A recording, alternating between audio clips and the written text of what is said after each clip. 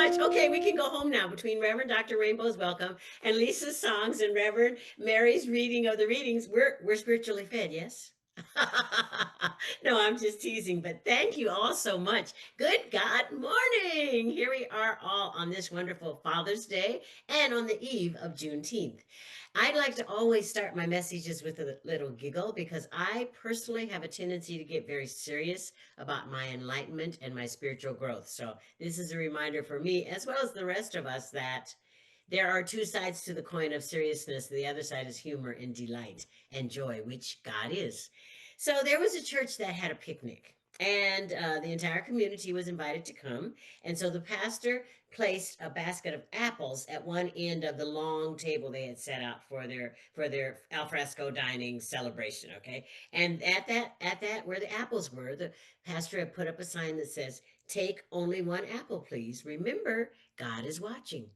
Okay, so at the other end of the table, there was a plate of cookies where one of the children had placed a sign that said, "Take as many as you like. God is watching the apples." Yeah, we can have a little giggle sometimes when it comes to spirit. So, today I love the affirmation, it's never too late and it's never too soon. And so, what came through me as I was being with it's never too late and it's never too soon is that, and what's my perfect time? So as I knew, as I dealt, started with this and I thought about it, I realized, let's talk a little about Juneteenth. It's coming up this week. And I so appreciate that we all acknowledge Juneteenth and that we are a part of Juneteenth. And Juneteenth was made a national holiday in 2021, made a federal holiday. However, Juneteenth started in 1866. That's when the first celebration happened, and it happened in your great state of Texas that the slaves found out, hey, we've been free for 3 years. So they had a great celebration, and then the celebration went on. Those sorts of celebrations from that time, 1866, to the 1900s, from 1900 to 1960. Then come 1960, the Jim Crow laws and the Jim Crow policies suppressed Juneteenth. And then in the 70s, because of integration and the laws, then the Juneteenth celebration started up again. So I really am excited about the Juneteenth celebration, and the Juneteenth celebration is also an example of what is my perfect time. And my perfect time is. What is that about? Because the timing or the timelessness of Juneteenth is still going on and on and on from 1866, which is quite a long time ago. I'm not going to try to figure out how many years, but quite a long time ago. So I was thinking all this talk about time, time, time. And so I looked up the definition of time. First thing, looked up the definition of time, and the definition I found said a prescribed or allotted period. Also, we all know time can also be a tempo. Yeah, the tempo of my life.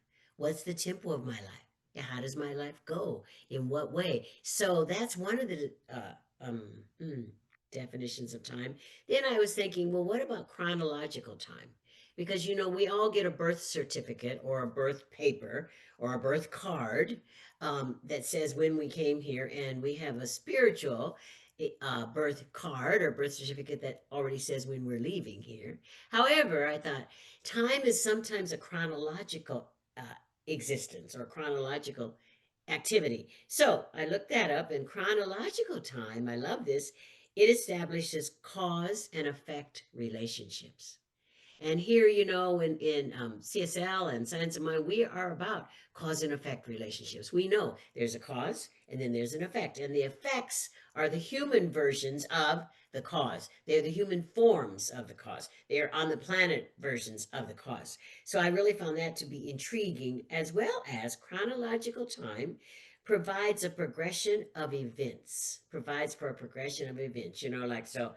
I graduated high school in 19 and I went graduated college in 19 okay, I'm not going to say but anyway, that is that thing of a progression of events. Or actually I could say I got married in 1990 and I had a baby in 1990 which I did. So progression of events, chronological time means the progression of events. So then I thought, well, what is our metaphysical, New Thought Ageless Wisdom definition of time? And that's where the Ernest Holmes reading showed up. I mean, literally, I was walking past my bookcase and the book spoke out to me and said, pick me up. Read me. Here's the thing. So the Ernest Holmes version, or what Ernest Holmes says about time is a measure of an event, which we already know that's chronological time. But what I really love is that God the timeless enters time in order that he, she, or they may be expressed. So, sometimes we say there's no time or space in God. Yes, there is. God the timeless requires an apparatus to be to where time can be an expression of itself. And I know that for me at first it was like, okay, Ernie, you're getting my brain scrambled up. However, it makes really good sense that God the timeless enters time in order that it may be expressed. And without time, there can be no expression of the timeless. So when I think about, well, and so when we think about the affirmation, and no, it's never too late, or it's never too soon. And what is my perfect time? My perfect time is, so I realize our perfect time is this moment. Our perfect time is wherever we are, whenever we are, whatever we are. This is the perfect time, right here, right now. So the next thing that showed up for me is this wonderful handbook that we all have, and that Science of Mind, uh, Reverend, well, he didn't want to be called Reverend, Ernest Holmes used, is the Bible. The Bible is this wonderful handbook that I can use, we can use, they can use. We can go to it and use it for all sorts of things. What I did not know, I did some biblical studying recently, is that the Bible is 2,500 to 3,400 years old. I really had no idea. I was raised a Southern Baptist girl. And so in the Southern Baptist raising that I got, the Bible was a very present workbook, handbook. It was all over our home. We read it all the time. So I really never took the time to learn or to even think about how old the Bible is. And to know that the Bible was really, this is so fascinating. The first people who chronicled biblical compilations were the Greeks. I wasn't aware.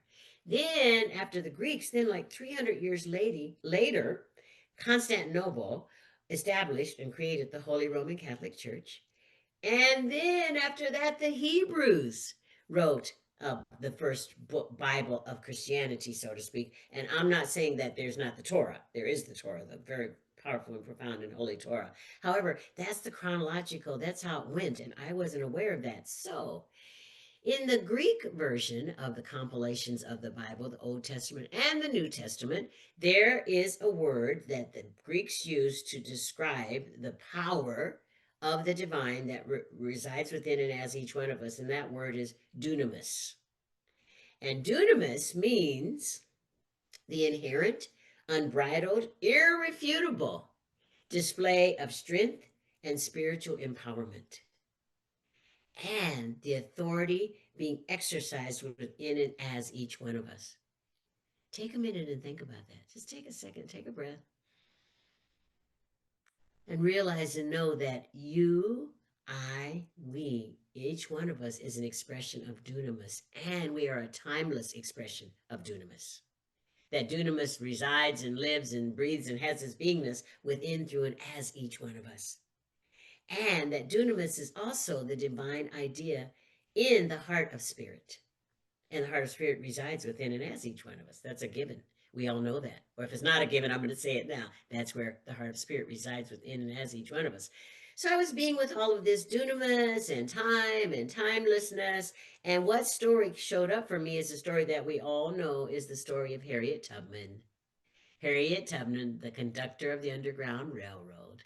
And I realized that Harriet Tubman conducted the Underground Railroad from 1850 to 1860, which is providential that 6 years later we had Juneteenth. I think it's fabulous that it all came together in that way.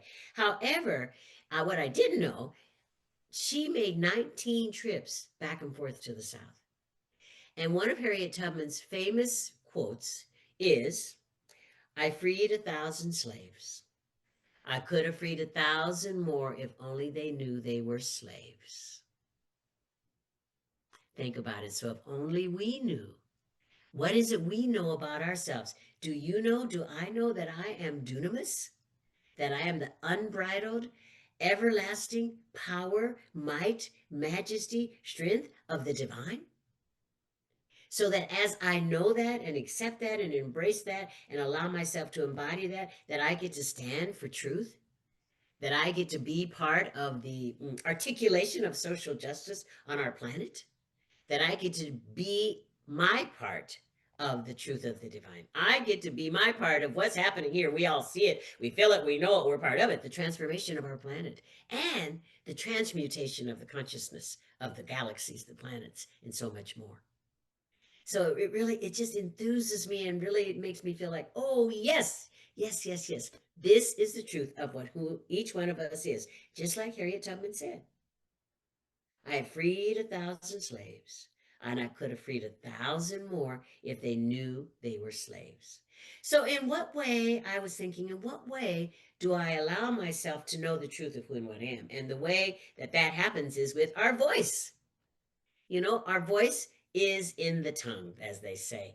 I love Catherine Ponder, and she often says, "My voice is charged with prospering power." Yeah, so we are all charged with prospering power. We are all charged with the power of divine. You know, I feel like if we stuck our finger into the divine socket, we would all light up with the power of the divine. And that divine socket really is our heart. That divine socket is in the heart of the divine within, through, and as us. Because if I go within my heart and go into a place of stillness, I realize, and you can realize too, we all realize, I'm not saying this is just me. We could all get to realize just by being in the stillness, yes, I am the dunamis of the divine. And the way that we get an opportunity to do it is from, look, I love the Cynthia James book, Does My Voice Matter? A little bit of that is knowing that it takes courage to be visible, knowing that it really means standing up for what we believe or desire with unwavering trust. Unwavering trust. You know, Neville Goddard says trust is a belief in unseen reality. So we get to be that trust. We get to be that trust. We get to hold that trust. We get to love that trust. We get to step into that trust, knowing that there is that part of us that's never been hurt, never been harmed, never been endangered, and that we are continuously protected in all things we do. And we're sourced, protected, ingrained, that we came here with a blueprint. Each one of us came here with a customized, bespoke blueprint of the divine that is ours to give. So you might be saying, okay, all right, I like this, Verona. I really like this. Since I'm a spiritual being having a human experience, in my humanness, in what ways might I step into this? In what ways might I allow this to happen through me? And what came through for me is through intention.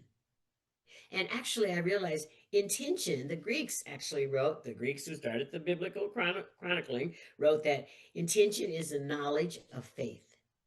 So the Spirit is so wonderful. Spirit showed me that our intention, the way we set our intention, which is a map. You know, I thought about Harriet Tubman. She had a map. You know, she had that map of the stars. That was her map. And we all now get to use our intent to execute this map of our own in being the dunamis of the divine. And the first part of this is an acronym, MAP, is motivation. What is my purpose? For what reason have I come here? You know, we all chose to come. We all said, oh, Spirit, Spirit, Spirit, send me. I want to be there in the time of transformation and transmutation. Yes. And I say that facetiously because that's just a visual that I have. We all came from within. Yeah. From within the divine. So, what's the motivation? What's my purpose? What are my experiences of freedom from the race consciousness? In what way do I shine the brilliant light of the divine in and as and around some of the shall we say, consciousness that happens in our everyday lives? It doesn't have to be just this moment, all the consciousness. So that's the first part, motivation. What is my motivation? Second part of this MAP acronym is alignment. In what ways do I know the truth that I am an expression of the infinite Christ consciousness? And we know the Christ consciousness is the place and space of all possibilities. So, in what way am I aligning myself with that? Is it in my thoughts? Is it in my actions? Is it in my um, understandings? Is it in my teachings? Is it in my learnings? In what way am I aligning myself with that which I already am?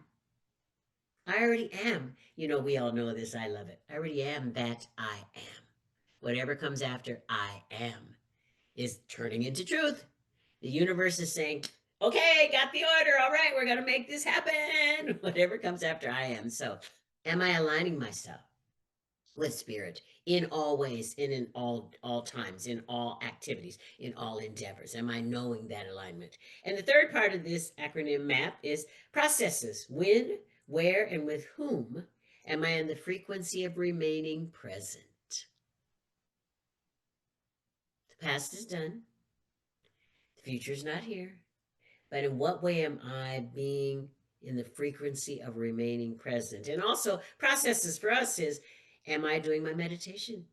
Am I doing prayers? Am I praying for the planet? Am I praying for myself? Am I praying for everyone else? Did I say a prayer today for everything that's happening that I might perceive as good, bad, or otherwise?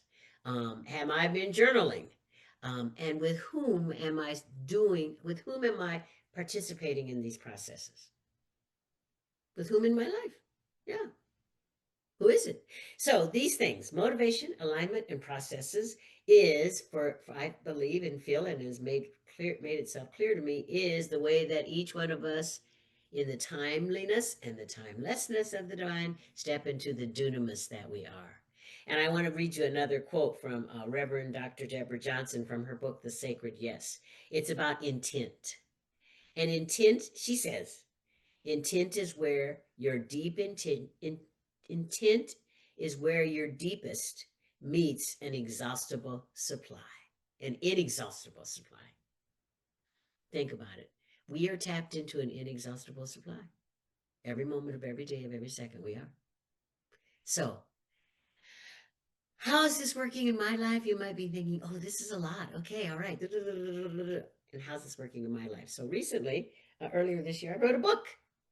And when I wrote the book, Spirit had been saying to me for years, there's a book in you. It's time for you to share the gifts you're bringing. And I had put up a lot of reasons why I could not write the book. I had put up all sorts of race consciousness things. And then finally, Spirit spoke to me last Christmas time and said, okay, it's time. And I actually used the map. I used the motivation. What is my purpose? What is the reason I came to the planet? I used my alignment, that because part of me said, Verona, you can't write a book. And so I use the alignment of knowing that I am the divine mind. The divine mind resides within and as me. And so as me, the divine mind is gonna, it will, when I sit down to my computer, it'll pour out because the divine mind knows what it wants to say through me and as me. And the final thing, the processes, my processes of when, where, and with whom. I really got clear about when, where, and with whom, and increased my spiritual practices. And before I knew it, a book poured out of me, and then it got published. And so I realized that in that way, I was embracing, embodying, expressing the dunamis of the divine. And that dunamis is ever present everywhere. It's always here. It is ineffable. It is eternal. It is immortal. It is the divine knowing itself in, through, and as each one of us. And, you know, as we know, or as it's been said, you know, when we talk about Jesus the Christ, Yeshua ben Joseph was an example, not the exception. Okay, so Yeshua ben Joseph was an example for each one of us.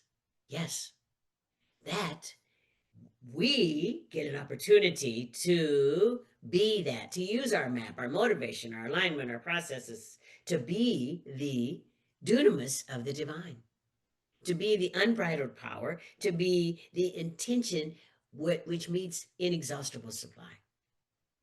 So my invitation to you today, I have an invitation for you.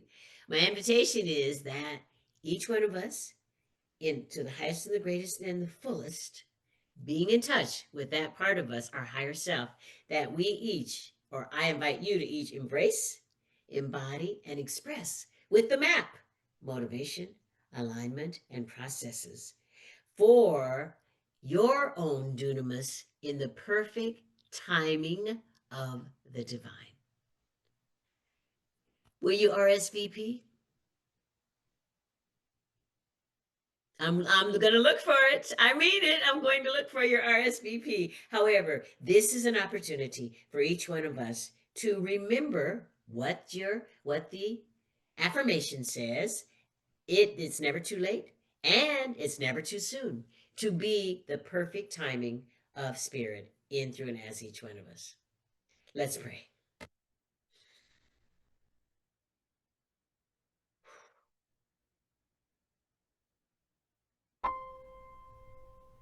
Mother, Father, God, I am so grateful. I am so grateful to know that there is one power and one presence. I am so grateful to know that this power and this presence is omnipresent, omniactive, omni-loving, omniscient, omnipresence, and so much more. How grateful I am. Grateful, grateful, thankful, thankful to know this truth. How wonderful it is to recognize and to remember with the divine and the knowingness that there is one life living itself, and that life lives itself in, through, and as me, and that life lives itself in, through, and as each one of us here, and that life lives itself in, through, and as each person within any sound of my voice, knowing that the one life of the divine is the allness and the isness of the planets, the galaxies, the cosmos, and so much more. How wonderful it is to know that this is the circle with no circumference, yet spirit, God, Allah, Buddha, Olodumare is the center of that circle. How glorious it is to know the immortality and the eternality of the divine makes itself known in the timeliness and the timelessness of each one of us here present. That each one of us is the spacious, expansive vessel of spirit. And so I now joyously speak the word, and I declare and know right here and right now that the dunamis of spirit makes itself known in, through, and as each one of us in minute ways and in grandiose ways, knowing that it is all good, it is all God, it is all spirit making itself known. And I also accept and declare and know that as we celebrate freedom, that celebration of freedom, as we celebrated in on Juneteenth, as we celebrate the divine masculine this day, Father's Day, that all of this celebration is a celebration of the one power and the one presence, knowing itself, loving itself, delighting in itself, adoring itself, and being itself in, through, and as everything and no thing on the planet, and so much more. And I also speak a word and I declare and know that all over this planet that peace reigns supreme despite the human appearances, and dissolve and dissipate and obliterate to the nothingness from whence it came, any suffering, any seeming lack, any pain, any confusion, knowing that in the midst of it all, God is. I give thanks for all these words spoken. I give thanks for Austin CSL, knowing that this is a community of love, light, expansion, and that every person is in this community radiates the truth of the divine out into the world. And that radiation recognizes itself, accepts itself, and magnetizes to itself all over the planet. Give thanks for all these blessings in the morning. I release this word now into the law, knowing that love makes the way and the law makes it happen. I let it be. I step aside in my loaded humanness and let God be God. And so it is. Amen. Ashe. It is done.